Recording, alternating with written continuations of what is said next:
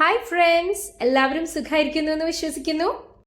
ഇന്നത്തെ വീഡിയോയിലൂടെ ഞാൻ ഷെയർ ചെയ്യുന്നത് സൂപ്പർ ലേസി ഗേൾ ആയിരുന്ന എന്നെ ഒരു ഡിസിപ്ലിൻ പേഴ്സണിലേക്ക് മാറ്റിയ കുറച്ച് എഫക്റ്റീവ് ആയിട്ടുള്ള ടിപ്സുമായിട്ടാണ്. നമ്മളിൽ പലരും വിചാരിക്കുന്നത് ഡിസിപ്ലിൻ എന്നത് ജനിക്കുമ്പോഴേ കിട്ടുന്ന ഒരു ക്വാളിറ്റി ആയിട്ടാണ്. ഡിസിപ്ലിൻ എന്നത് ആർക്കും പടുത്തുയർത്താൻ കഴിയുന്ന ഒരു ശീലമാണ്.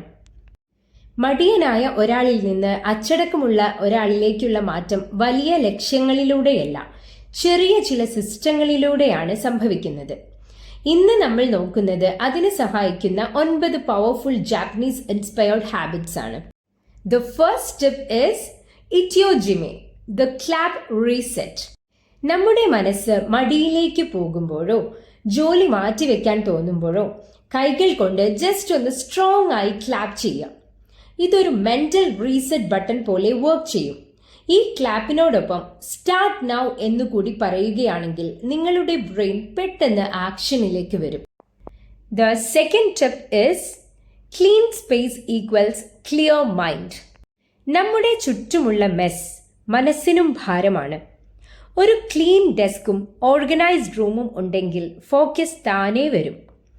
ജോലി ചെയ്യുന്ന സ്ഥലം വൃത്തിയായി വയ്ക്കുന്നത് നിങ്ങളുടെ ഏകാഗ്രത വർദ്ധിപ്പിക്കുകയും തീരുമാനങ്ങൾ എടുക്കുന്നത് എളുപ്പമാക്കാനും സഹായിക്കും.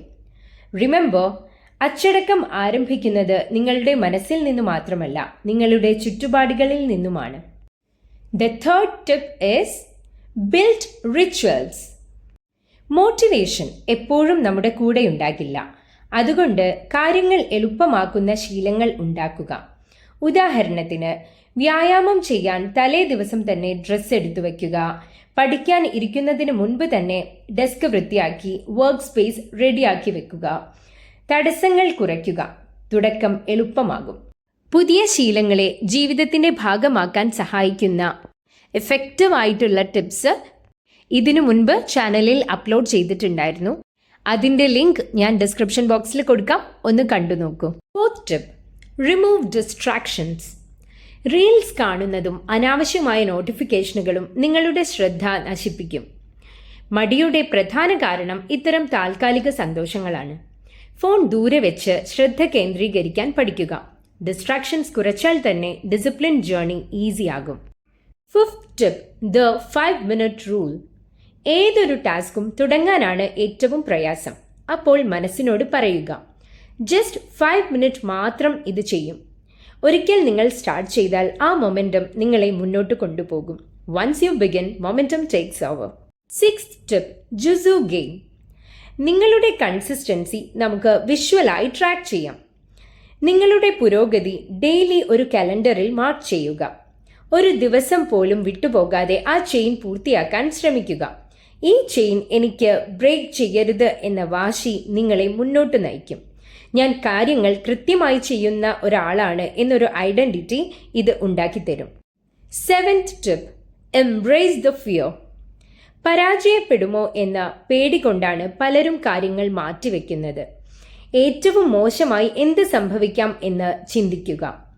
അത് നേരിടാൻ തയ്യാറാണെന്ന് മനസ്സിനെ പഠിപ്പിക്കുക. പേടിയെ മറികടക്കുമ്പോഴാണ് അച്ചടക്കം ഉണ്ടാകുന്നത്. Eighth tip, identity shift. എനിക്ക് ഡിസിപ്ലിൻ ആകണം എന്ന് പറയുന്നതിനു പകരം ഞാൻ ഇപ്പോൾ ഒരു ഡിസിപ്ലിൻഡ് പേഴ്സൺ ആയി മാറിക്കൊണ്ടിരിക്കുകയാണ് എന്ന് പറയുക.